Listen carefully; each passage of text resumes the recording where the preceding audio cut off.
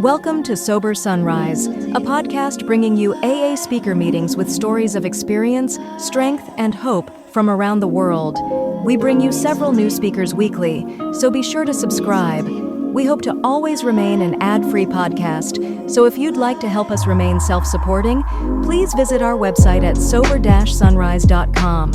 Whether you join us in the morning or at night, there's nothing better than a sober sunrise. We hope that you enjoy today's speaker.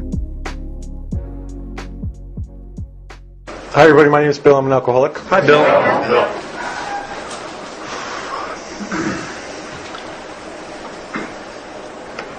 I haven't slept good in 2 nights, so this talk should be interesting. I never do this, but I actually took notes of some things that I might want to talk about. And I thought it was ironic because I wrote the notes on a bar's cocktail napkin. So 2 weeks ago I talked about trust God, last week I talked about clean house, and this week I'm going to talk about, or I was asked to talk about, help others.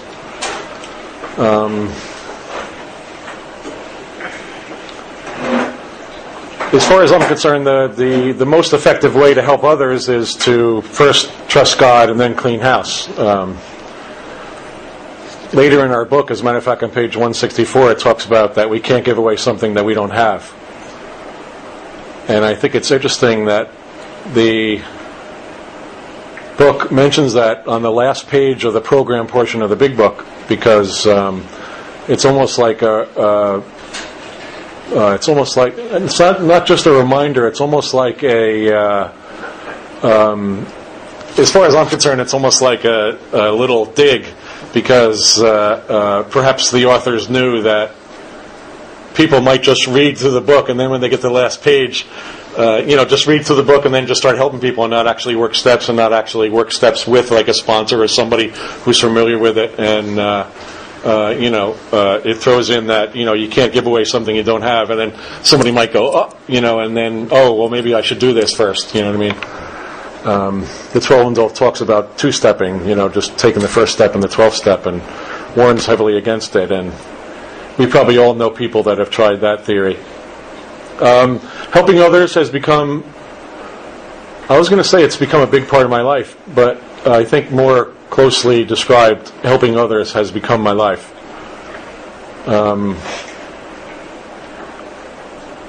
I see it as a big part of my program. I see it as a big part of my spiritual growth. I see it as something that comes naturally for me now, and it didn't in the beginning. I never really saw the point in trying to do something for somebody else unless I could get some benefit out of it. Today it's not that way. As far as I'm concerned, that's as the result of my awakening, that it isn't about the agenda, it isn't about the manipulation, it's just about being of service. And I'm grateful for the people that emphasize the being of service to other people. But what I'd like to start with is, it's interesting that it talks about helping others, and in the 12th step it talks about trying to carry this message to other alcoholics. But what I've noticed throughout the book is over and over and over and over and over again, it says that we need to be helping people. And I'm going to kind of go through this quickly, so maybe just listen to the recording during the week if you want to actually mark it in your book. But on the bottom of 14, it talks about, for if an alcoholic failed to perfect and enlarge his spiritual life through work and self-sacrifice for others, he could not survive the certain trials in those spots ahead. That is a heavy-duty warning right there. That we need to perfect and enlarge our spiritual life through work and self-sacrifice for others. Then on page 20, it says, our very lives as ex-problem drinkers depend upon our constant thought of others and how we may help meet their needs. Another really strong statement about being of service and helping others. And then there's some other references, but then on 77, it mentions something that, for me, would make for a very interesting topic at a meeting. And that is that some people see the working of the steps could sort of be described as, I'm going to get mine. If you understand, because we sort of get results from the working of the steps. But on page 77, it warns us against stopping there. And what it says is, at the moment we are trying to put our lives in order. And this is in the step 8, step 9 part of the book. So it's talking about, making amends, and we just finished doing inventory and sharing with somebody else and sort of trying to look at our shortcomings and asking God to help us with that. So it says that at the moment we are trying to put our lives in order, but this is not an end in itself. Our real purpose is to fit ourselves to be of maximum service to God and the people about us. Again, a very strong statement about being of service and helping others. And contained in this sentence, for me, is a really important direction. It doesn't just say, you just kind of randomly go around helping people. It talks about fitting ourselves to be of maximum service to others. So we need to be sort of, for lack of a better expression, going out of our way to fit ourselves to be of help to other people. And then on page 102, it says your job now is to be at a place where you can be of maximum helpfulness to others. So again, it gives us the very strong statement about helping others.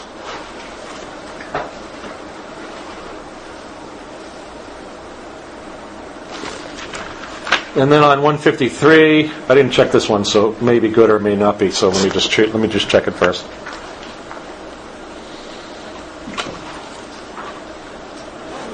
It talks about escaping disaster together, and you will commence shoulder to shoulder your common journey. Then you will know what it means to give of yourself that others may survive and rediscover life. You will learn the full meaning of love thy neighbor as thyself. And then again on 164, where it talks about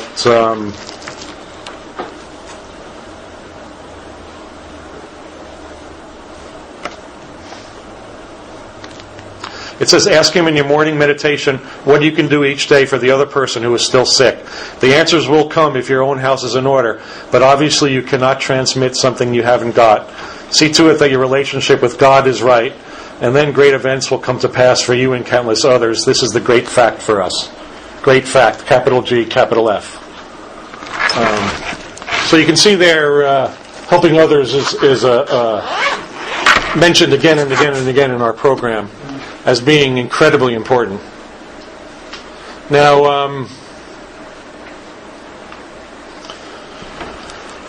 I'm sure for some of you that were here the last 2 weeks, this won't be surprising to you, but what I'm about to say I know is not going to be liked by everybody here. And what I believe is that the biggest part of being of service to another human being is the way that we show up. And that, like the book says, that I can't be of service to another person unless my own house is in order. And how I've come to experience it is that, I remember having a conversation with a gentleman because one of the few religions that I haven't really been able to tap into at its mystical level is Judaism. And I remember having a conversation with a Hasidic Jew about, where's the mystical writings. And since this conversation, I've found some stuff. And of all the religions and the major paths, Judaism remained an intrepid for me because I hadn't been able to tap into its mystical depth. And he shared something with me that kind of blew my mind because he was talking about his religion, and what I was hearing was AA. And what he had said was, he said, well, you see, the reason why Judaism doesn't go around flaunting its mystical teachings, for lack of a better expression, he didn't say that, but I'm just trying to paraphrase what I internalized by the conversation. And what he had said is that, you see, it isn't just about whatever was written down in regard to the mystical teachings and the mystical literature. what it was about was one person who had taken the mystical teachings and had an experience with it. Let's call it a sponsor who's had a spiritual awakening, for lack of a better expression, and a person who is perhaps a new person or someone that was looking for spiritual guidance. And he said it isn't just about the literature; it's also about the transformation of the person's spiritual awakening to the person who is not yet spiritually awake. It isn't just about the literature and what is written about it. It is part of the transformation of the person who has awakened spiritually to the person that has not yet awakened spiritually. So I agree that on a surface level, anybody can be helpful to anybody else. But at an ideal level, at a transformative level, at a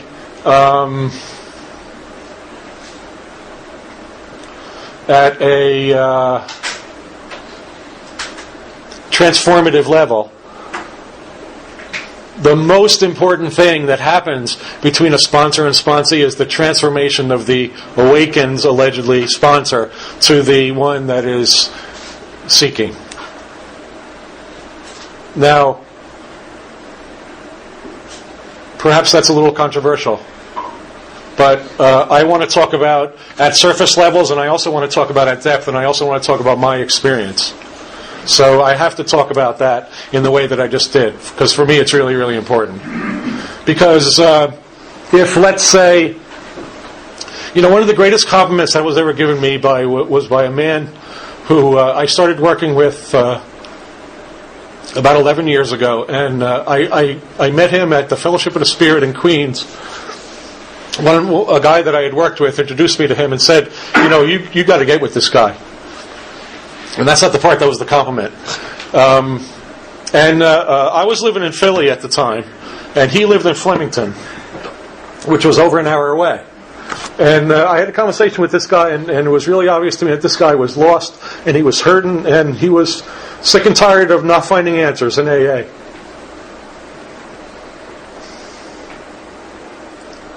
I'm sorry, I'm so emotional today. And after talking to him for a little while, it was really obvious to me that he was desperate, and that he had been looking for a while in and around AA, and he wasn't finding help. He was an extreme case. And after a pretty brief period of time, it was like during a break. It wasn't even like a lunch thing. It was like we had maybe a 20-minute conversation. And I said to him, listen, this is what I want to do. Are you working right now? And he said no, which wasn't surprising to me. And I said to him, listen, I have a job, and I have basic control over my schedule, and what I want to do is once a week, I'm going to drive from Philly to Flemington, and I want to sit with you for a few hours and go through the book. And he was like, you're going to do what? And I said, I'm going to drive an hour and 15 minutes to your house, and we're going to sit down and we're going to go through the book, and I'm going to take you through the steps. And I want to share with you my experience of what the book is saying and how I've worked with it. And each week there'll be step work to do. And if you're willing to do all this, I'm willing to drive an hour and 15 minutes to help you. And he was just like, wow. We haven't gotten to the compliment yet. Now, I started working with him, and about a month into it, my marriage ended. That was why I was living in Philly. I was living with my wife. And this is where the compliment came. I still continued, I was still sort of in Philly, and I was traveling to see him while all this stuff was happening. And I just shared briefly with him that, things weren't going very well.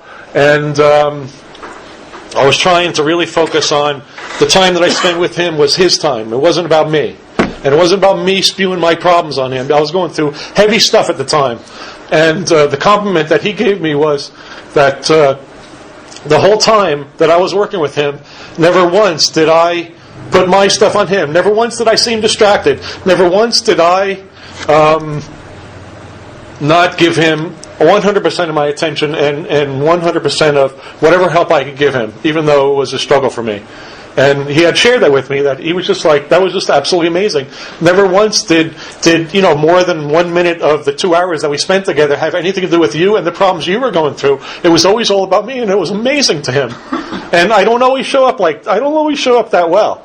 But, that was just a compliment that he had given me. And that was because at that time was when I started seeing that, how you show up has a whole lot more to do with than whatever it is that you're talking about or whatever it is that you're going through. That my presence with somebody as a person that claims to be, on a spiritual path, and that claims to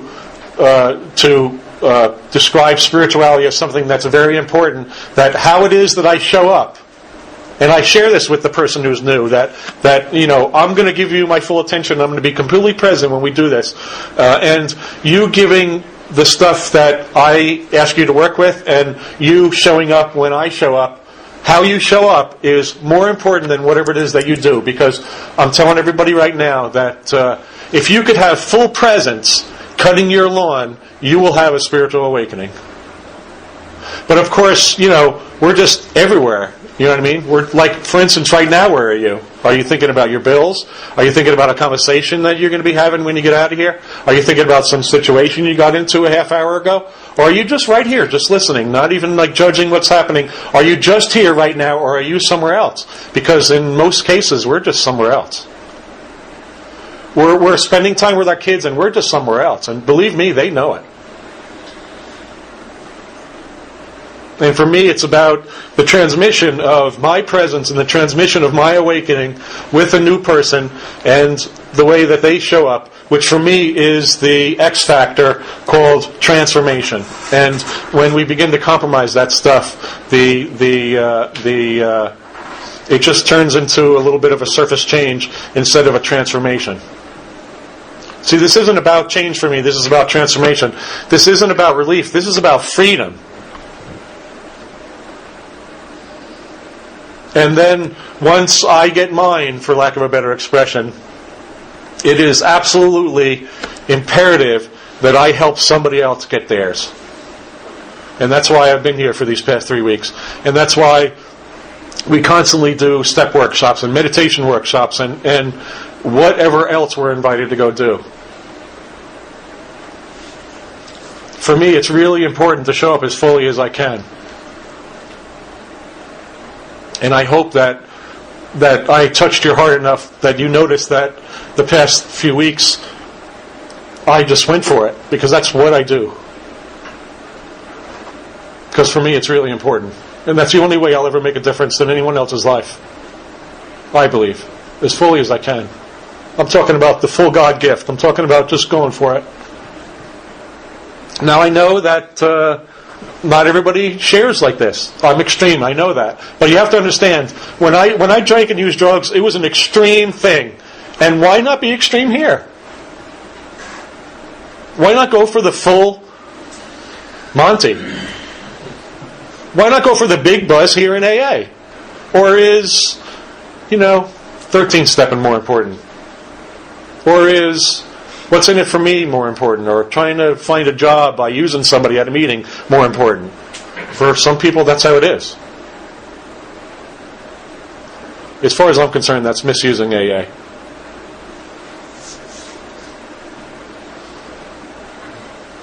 Now, in what ways over the years have I been what could be called helpful to others? There's service positions, there's workshops, there's one-on-one conversations. One way that I've been, I haven't had a lot of experience in the last 10 years, but in the first, let's say, 12 years or 11 years, I had experience with, somebody was sort of in the street and, they could sleep on my sofa. And how I was of service to them was not that they had a sofa to sleep on that night. How I was of service was to somebody was that you have a sofa to sleep on, but you must find something else after a week. I'm not going to let you use me. I'm not going to let you rest on your laurels and you're just going to stay here indefinitely and use me for as long as you can and then go use somebody else. For me, in letting somebody sleep on my sofa, before they're even in the house, they know what the time frame is that they must leave. Because we as alcoholics take advantage of people. And non-alcoholics do it too. But I'm just saying that that's something that I think is of more of service, is to allow the person to be responsible for their own stuff. And as a sponsor, that's another thing that I try to do for people. That, as far as I'm concerned, now I'm not a parent. I have parental relationships with some people, but I'm not a parent. But I see sponsorship the same way that I see parenting, and that is that what I'm supposed to do is, as quickly as possible, make myself unnecessary. Let the person finally grow up. They shouldn't be dependent on me. I see a lot of dependent relationships, sponsor and sponsee in AA. I think that's a little bit, if not way off. I'm supposed to help you find your answers. I'm not supposed to be your answer. What happens when I die? What happens when I move away? What are you left with if you've been dependent on me? It's time to grow up, ladies and gentlemen. It's time to grow up. But you see, it's not just about being responsible. It's about realizing that we have these answers and we have these resources within us. And most of us have not even come close to tapping into it. And for me, sponsorship and being of help to other people, it's a whole lot more useful to me as a sponsor or as a member of AA that gets a lot of phone calls, basically almost even on a daily basis, is to not create a dependency. Very important as far as I'm concerned. You need to realize that the answers are within you, and I need to help you find those answers as quickly as possible. And then I'm not getting the phone calls. You found your own answers. What do you need me for? And it doesn't mean that we might not have a conversation. It doesn't mean that you can't call me sponsor anymore. It doesn't. It just means that now we just see each other. Now, you know, in the early days, the way sponsorship was practiced was, you know, maybe the sponsor was a little bit further along in the path than a new person was, and what your job was to bring him up to par with everybody else, and now we're just all equals. And for me, that's the essence of what I do. And that's the most useful I can be to somebody else, is to disconnect our relationship of a dependence as quickly as possible. I feel really strongly about that. Now, over the years, I've been on committees. I was on the Garden State Young People's Conference Committee for about 8 years, and I held every position on that, and that was a really rewarding gig. The GSYP conference back then was about 330 people would show up at a really beautiful YMCA camp in Stillwater, New Jersey. And some really beautiful stuff happened there. While I was involved, we tried to introduce a little bit more program kind of stuff. As opposed to just like a fellowship weekend, we also tried to introduce some solution stuff, which we were able to do. For about 6 years, I was on the Area 44 Conference Committee. The conference in Somerset is once a year in September. It's upcoming, the Area 44 weekend, which is a really beautiful experience. There's a lot of work that goes into that. One of the things that I've discovered about service is something that I had heard a speaker say one time, that it's called a commitment for a reason, because you have to be committed to it. There are sacrifices. There are times where you would rather do something else and you have to go to a committee meeting. At these service commitments, I began to learn how to sometimes do what I didn't want to do. Because sometimes it's real easy to, watch a television show than to go and get into it with a committee, a week before the conference or something, you know what I mean? Because there's going to be some butting of heads. But you go because it's a commitment. You go because it's the right thing to do. You go because you don't want to go. And for me, that's a really important practice. is to regularly do things that we don't want to do, and regularly not do things that we do want to do. Because what I've found is that the mind always leads me to the lowest common denominator. The mind always leads me to isolation, and then if it's just me and the mind, I am in a bad neighborhood, and you better believe that I am on the relapse fast lane. And being of service is a good way to just get out of my head, and is a good way to just disregard what I want to do, and I got to go. I'm going to the meeting. We've all experienced, hopefully, the beauty of, like maybe some of you experienced it tonight. You did not want to come to this meeting, but you just said, you know what, I don't care if I want to go, I'm just going to go. And maybe this meeting isn't a good example of it, but we all have an experience of it where, we didn't want to go to the meeting, it was sort of a little bit of a hassle, but then we went anyway, and the message we heard was like so helpful to us, it was unbelievable. We heard something that, was almost like life-changing. And we are grateful that we went, even though before the meeting we did not want to go. If you've gone to enough meetings, everybody here has experienced that at some point. It's almost like we're rewarded for doing what we didn't want to do, even though it was the right thing to do. It's a beautiful experience. Now, I'm not currently on any committees.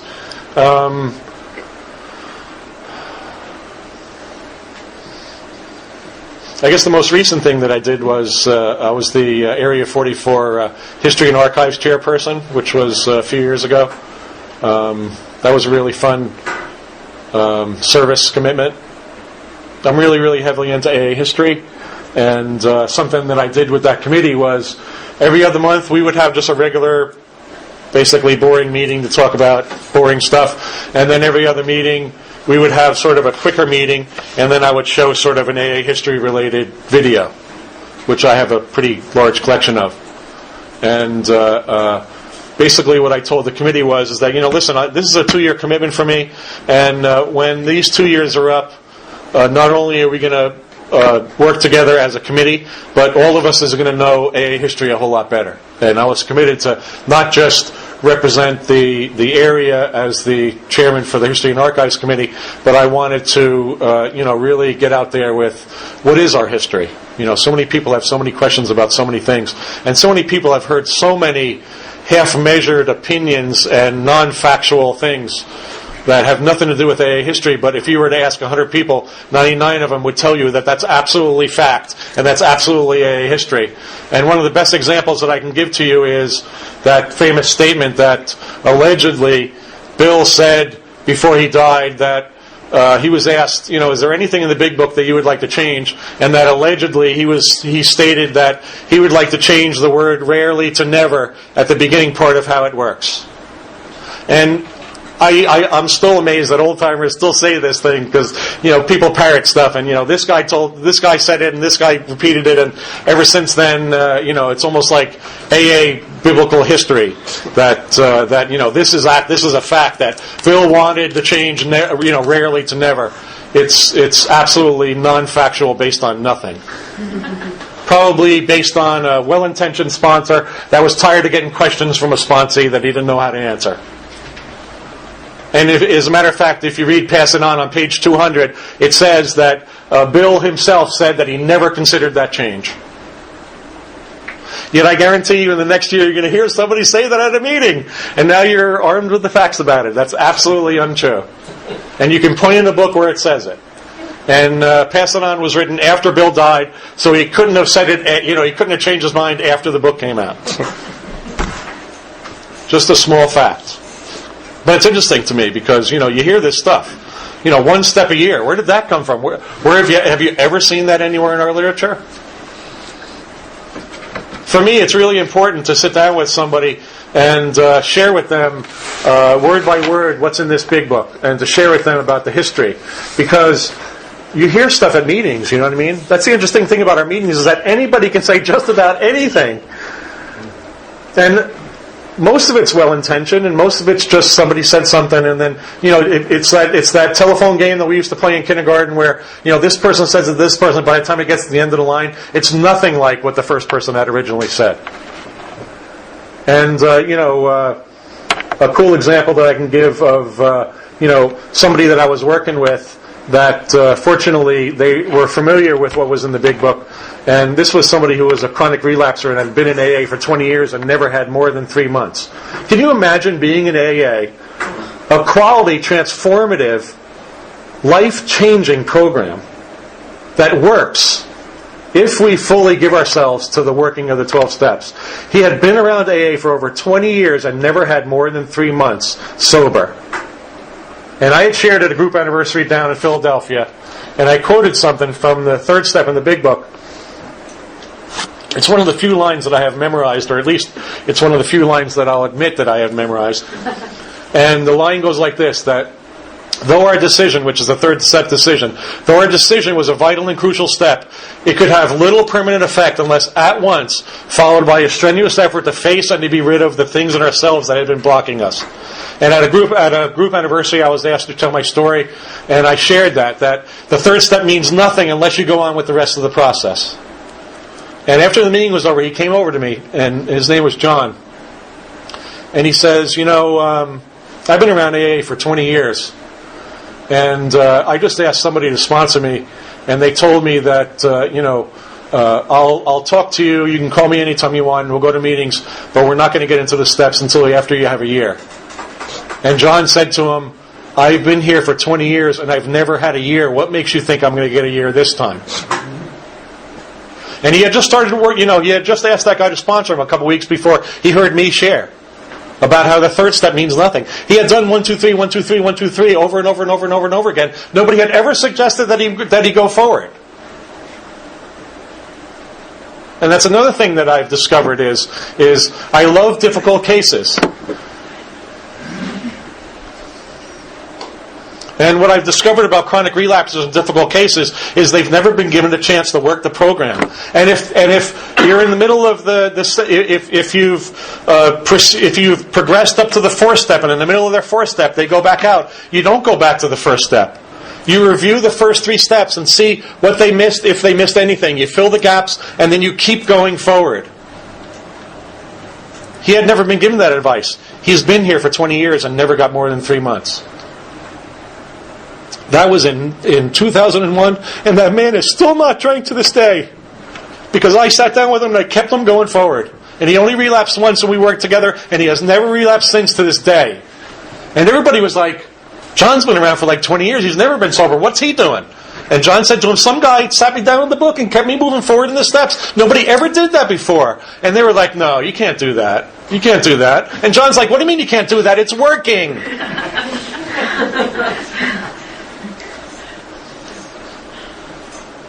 And this is from a lot of experience from working with a lot of people, especially difficult cases. I love difficult cases. I didn't have a deep bottom, but for some reason, I have a way of reaching difficult cases. I love it. I remember one day this guy came up to me and somebody said, "Go talk to that guy." So this guy, his head down, comes walking over to me. And he said, my sponsor just fired me. And I was like, so? What are you telling me that for? And he's like, I thought you would help me. I'm like, I'll be happy to help you, but I don't care if your sponsor fired you. And I'm like, why did your sponsor fire you? Obviously you're trying to talk about something else. And he goes, my sponsor fired me because I'm a card-carrying member of the Atheist Society. So I'm a wise ass. So I said to him, well, can you show me the card? And of course he didn't have a card. And that opened up a conversation because he realized that I don't take no for an answer. And we started going through the book and major roadblocks with the whole God thing, major roadblocks with any kind of consideration of anything higher power-ish, let's call it, right? And then see, something I've discovered about people like that, and this is an extreme case, but something I've discovered about people like that is that you just got to get them talking, and eventually they'll give you a piece of information that you can use against them. It's really beautiful. It happens every single time. It's never failed. They will always give you something that you can use against them. Like, for instance, I had just heard about this, but this is a beautiful story that, some guy called up his sponsor, some guy who claimed to be an atheist called up his sponsor and said he was really pissed about God. And the sponsor said, how can you be pissed about something you don't believe in? The guy gave him information that he could use against him. There it is. You do believe in God. It's probably a negative God, whatever. You do believe in God. You just admitted it. How can you be pissed at something you don't believe in? Let's start there. And what this guy, after long conversations with this guy about lots of different stuff, and us starting to go through the book, he actually made the mistake of saying to me that he believed in a guardian angel. So I said, that's it. Whenever you see God on a step, you change the word God to guardian angel. That's your higher power. You believe in something that's watching over you that has some interest in you. That's God. That's what God is talking about when it's mentioned in a word. It's just pointing to something. For you, how you internalize it is guardian angel. Welcome to admitting that you believe in the God that AA talks about. And he was pissed because he had this, no, not me, I'm different, you know what I mean? He wasn't any different. None of us are different. That's the scary thing. I've worked with enough people to know that none of us are any different. It's pathetic. We're all the same. It's scary. The mind is so predictable. It's just, you just talk to them long enough to use something against them. It's as simple as that. But we have to be of service. I didn't get to the place where I am now without a lot of study and a lot of work and a lot of experience. And like I shared last week, I still fall away short. It doesn't have anything to do with anything. But when you make it a priority, it really works. It's really beautiful. Another way that I'm of service is I have a website, justloveaudio.com. That's justloveaudio.com. And on there is free resources. And if you click on free resources, there's a couple thousand pages worth of information on the steps, history, stuff on the traditions, stuff on meditation, exercises, step work guides, everything and anything that I think is substantial in regard to step work, transformation, spiritual practice. It's all right there for free on free resources. Up to 70,000 people a month go to my website. And I take no credit for that. Most of it's not original to me. What I've discovered is that my life has become a resource. And there's a lot of stuff that I'm into, and there's a lot of stuff that I know is just crap. And I've exposed myself to a lot of stuff, spiritually, stepwise. I mentioned Judaism before. I just found this really beautiful book called God Is God As I Understand Him, or God As You Understand Him, or God As We Understand Him. And the subtitle is Mystical Judaism and the 12 Steps. And it was written by this rabbi. It's a really great book. I'm so happy to have found it. And that's just Judaism. There's cool stuff associated with the Christianity. There's actually a book called The Spiritual Exercises of St. Ignatius, and there's a associated book, not an associated book, but somebody literally stole the idea from St. Ignatius, and then what it is the Spiritual Exercises of St. Ignatius with a 12-step slant. Christianity and the 12 steps. There's all kinds of mystical writings. If I work with somebody, if you're a Buddhist, I can turn you on to cool stuff. If you're a Christian, I can turn you on to cool stuff. If you're an atheist, I can turn you on to cool stuff. If you don't believe anything, which is the person that I prefer, please send me people that don't believe anything.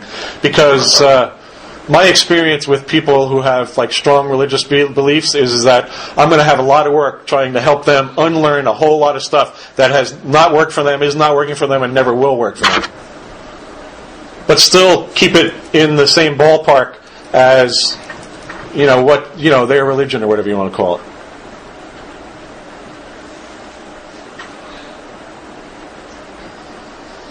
This is how I see my life fitting myself to be of service to others.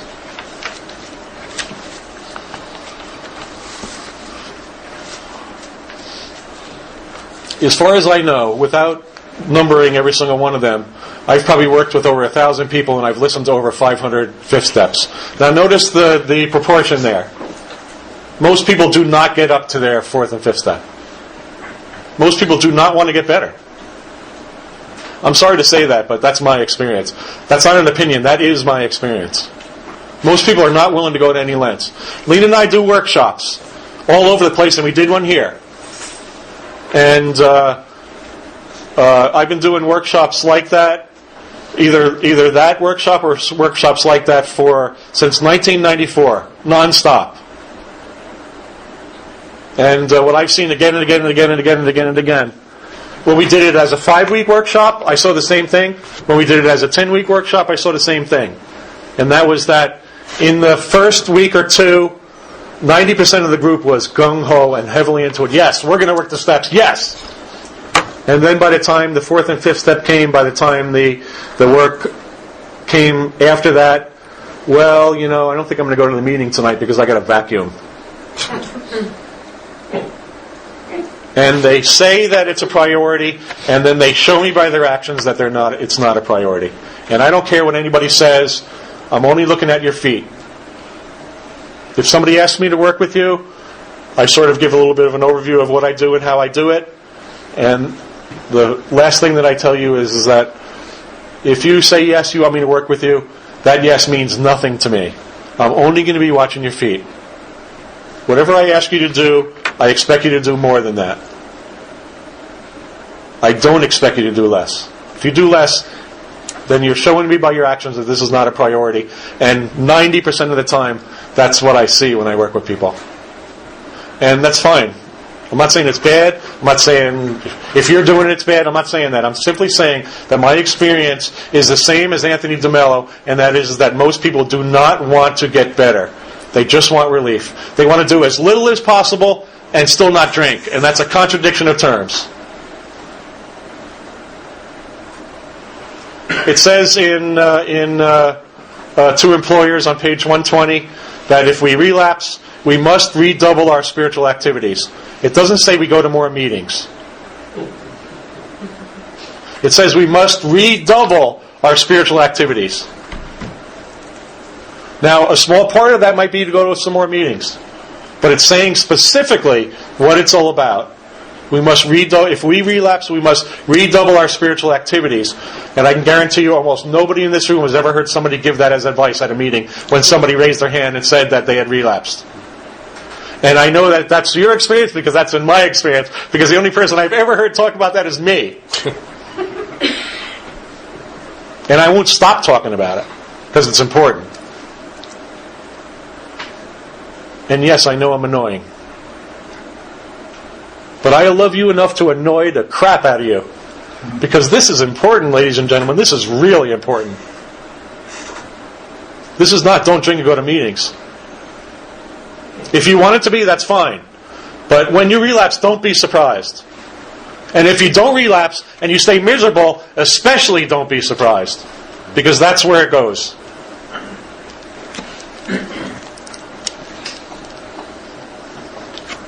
And that's my experience. And man, I went from crying to being like loud. This is like, let's see where phase 3 goes. I have to be helpful to other people. And that's why it says it over and over and over and over and over again in the big book and in our literature. It's not just enough for me to get mine.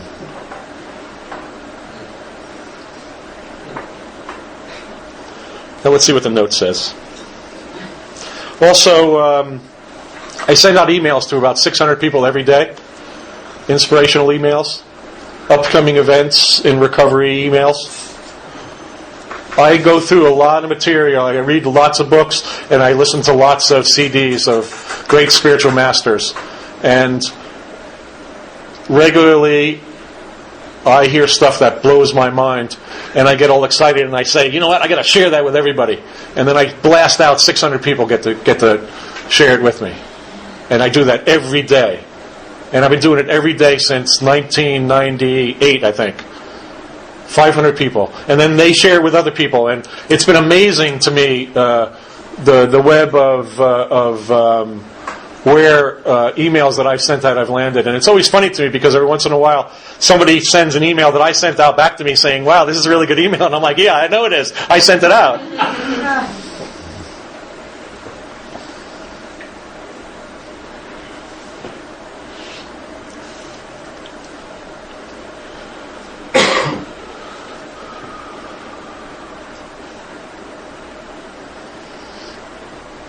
Another thing I've done over the years is organize events in AA and outside of AA. One of the things that I found lacking in AA is that most people don't really care about AA history very much. And a lot of people don't know it, but the Big Book was actually written in Newark, New Jersey. And why would that be news to any of us? It all happened right here and nobody even knows. Nobody even cares. And it's part of the selfishness of the alcoholic as far as I'm concerned. And I'm heavily into AA history. The story of AA history is the most amazing human interest story that I've ever read, ever. These people were not capable of doing what they did. These people did something 77 years ago or something like that, and they didn't meet you or me, and what they did is still touching all of us. That's a miracle. And I'm the first one to tell you, and Chris would totally agree, these people were not capable of doing what they did. In many cases, these people were the same as you and me, and in some cases not even as good as you and me. And they put together something. The person that had the most amount of time was 3 years, and only a couple of them had 3 years. And the average person who helped contribute to what ended up in the Big Book, which was about 70 men, most of them had a year or less. Most of them had less than a year. Now, consider this. Let's say you belong to a home group somewhere around here, and your home group had 70 people. And it was a relatively new home group, and a few people had 3 years, 1 or 2 people had 2 years, and most of the rest of the 70 people had a year or less. Would you trust them to write a transformative spiritual book that you think might touch people 100 years from now? I don't think so. That's what those people did. Humanly impossible. Divinely inspired, no doubt. And then they actually even sold illegal stock certificates to make money for their spiritual book. That's how wonderfully spiritual these people were. Illegal stock certificates. Knowingly sold illegal stock certificates to raise money to publish their spiritual book. I'm not putting these people down. These are great men as far as I'm concerned. And in some cases women. But what they did was not possible. And when you read the AA history story, you discover that. And you discover that the hand of God is through all of it. Because there's 50 examples that I can give that if something didn't happen exactly the way it did, we would not be sitting here tonight. You would either be drunk or you'd be dead. I'd be dead. And that message that they wrote down was carried to me. And I put that program into action, and my life changed. Just like their lives changed. Do you know how many religions could wish that they could do something like that? AA did it. We see transformations every week. Many religions can't say that. We have a program that works. And we can pass it on one to another. And you know what?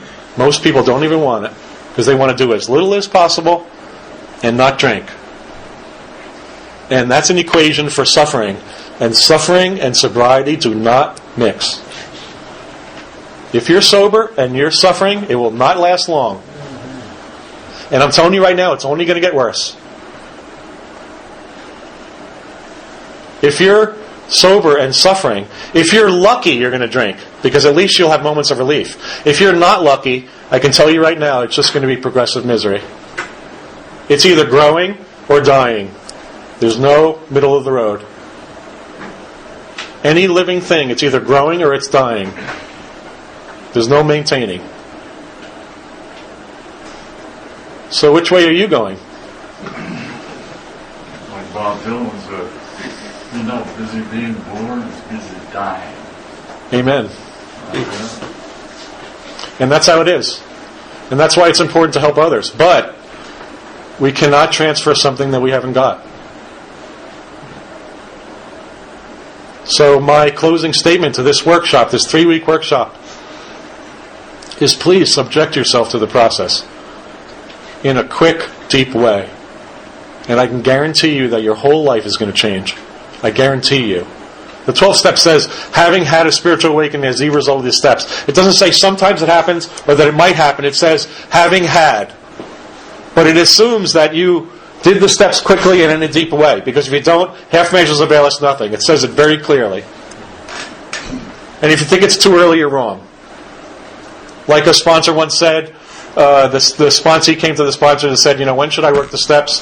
And he said, listen, when you stop puking, you're too late. If you read the literature, the steps are meant to be done immediately and quickly. But we hear all these other theories. And I'm not going to judge whether they're useful or not. I just know that in doing the steps myself and in passing that information and helping others do the same, doing it immediately and quickly works very, very well. And it helps us to, sooner or later, trust God, clean house, and to help others. And that's what this 3-week workshop was. And I hope that I've inspired you in some way. I hope I've pissed you off enough to go and do the work. I won't have any problems with that. I'd rather disturb you than to let you be complacent. There's that famous saying that we disturb the... What is it? I can't remember it. Nobody else knows it. Can somebody help me here? I don't remember the saying. But it's just based... Disturb you something about your alcoholism? No. It's like... I can't remember the phrase, but it's basically what I'm talking about. Step out there and help somebody. Enjoy the buzz. Get out of your head for a minute. Mm-hmm. Isn't it crazy in there? It was and can be for me. But not most of the time. Not most of the time anymore. Because if it's crazy in there, then drinking's going to become an option real quick. But it says over and over again in the book that thinking about me is a big part of my problem and thinking about somebody else is a big part of my solution. And that's what this week's workshop is about. Thanks for letting me share. Thank you. Thank you for listening to Sober Sunrise. If you enjoyed today's episode, please give it a thumbs up as it will help share the message. Until next time, have a great day.